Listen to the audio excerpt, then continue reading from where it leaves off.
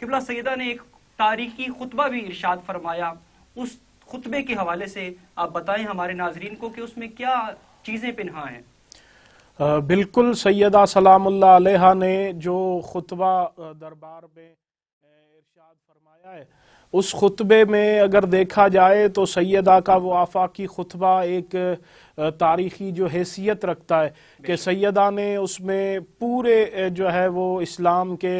ارکان کی جس انداز میں وضاحت کی اور جس انداز میں خداوند متعال کی توحید کے پرچار سے سیدہ نے آغاز کیا ہے اور دنیا کو سمجھایا ہے کہ حقیقت توحید کیا ہے۔ یقیناً یہ ہستیاں یہاں آئی اس لیے ہیں کہ اس کی معرفت کرا سکیں اور دنیا کو جو ہے وہ توحید کی معرفت کرا سکیں، حقیقت عبادت کی لذت سے آگاہ کر سکیں دنیا کو۔ اور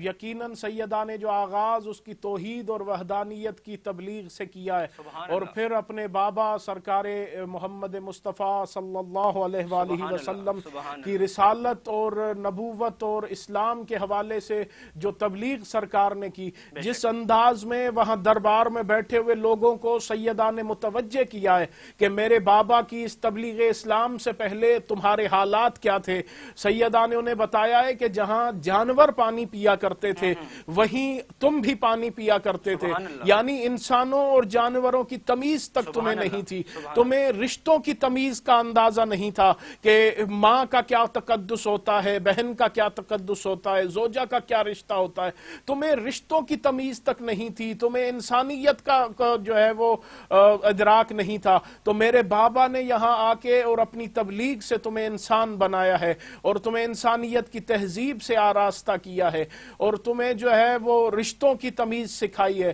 اگر ہم یہاں نہ آتے اور ہماری جو ہے وہ ذوات مبارکہ نہ ہوتی تو شاید تمہیں کامیاب زندگی گزارنے کا سلیقہ ہی نہ آتا۔ اور یقیناً سیدہ کی پوری حیات طیبہ عالمین کی عورتوں کے لیے جو نمونہ عمل ہے۔ آپ دیکھ لیں کہ آج کل جو بھی پوری دنیا میں یہ گھروں کے مسائل اور یہ پریشانیاں، یہ صرف اس وجہ سے ہیں کہ ہم تعلیمات سیدہ سے دور ہیں۔ اگر سیدہ کی زندگی کو نمونہ عمل بنا کے اس پہ عمل کیا جائے تو یہ تمام گھر جو ہے وہ جنت کا سما دے سکتے ہیں اور گھروں کی جو یہ جتنے مسائل ہیں وہ حل ہو سکتے ہیں۔ آپ دیکھ لیں کہ رسول خدا نے جب دوسرے دن عقد سیدہ کے بعد اور رخصتی کے بعد امیر المومنین سے پوچھا اور پھر سیدہ سے پوچھا کہ آپ نے ایک دوسرے کو کیسا پایا، تو دونوں ہستیوں کا جواب یہ تھا کہ ہم دونوں نے اطاعت پروردگار میں ایک دوسرے کو بہترین مددگار پایا ہے۔ تو یقیناً سیدہ کی پوری حیات طیبہ عالمین کے لیے مثال ہے۔ اس خطبے میں سیدہ نے آگے چل کے بتایا ہے کہ قرآن مجید کو جس طریقے سے ہم نے جو ہے وہ تم تک پہنچایا اور اس کی تشریح اور تفسیر بیان کی، یقیناً یہ ہستیاں جس انداز میں انہوں نے مظہر قرآن بن کے اور قرآن کی تعلیمات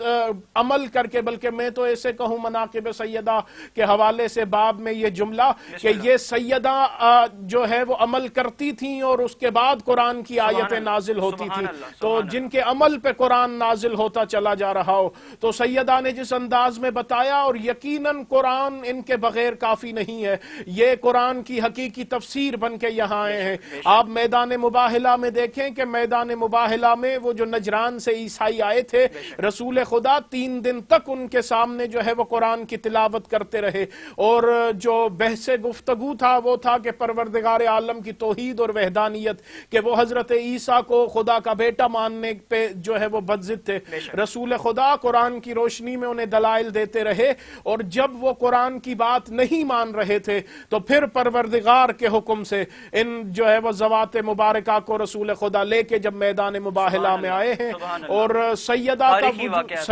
کا وجود مطہر جو ہے جب میدان مباہلہ میں آیا تو وہ جزیہ دینے پہ آمادہ ہو گئے۔ تو سیدہ نے یہاں میں ایک جو ہے وہ اس نتیجے کی جانب اپنے سامعین اور ناظرین کی توجہ مبذول کرانا چاہوں گا کہ وہ توحید پروردگار پہ بحث کر رہے تھے، اور جب سیدہ میدان مباہلہ میں آئیں تو وہ جزیہ دینے پہ آمادہ ہو گئے، یعنی کہ سیدہ نے میدان مباہلہ میں جا کے اس کی توحید کی گواہی دی ہے اور پروردگار کی وحدانیت اور اس کے وجود کو ثابت کیا ہے۔ تو اب جو سیدہ کی صداقت پہ اعتراض کرے گا وہ حقیقت میں خدا کے جو ہے وہ وجود کا انکار کر رہا ہوگا، اور وہ اس کی توحید کا منکر جو ہے وہ ثابت ہوگا۔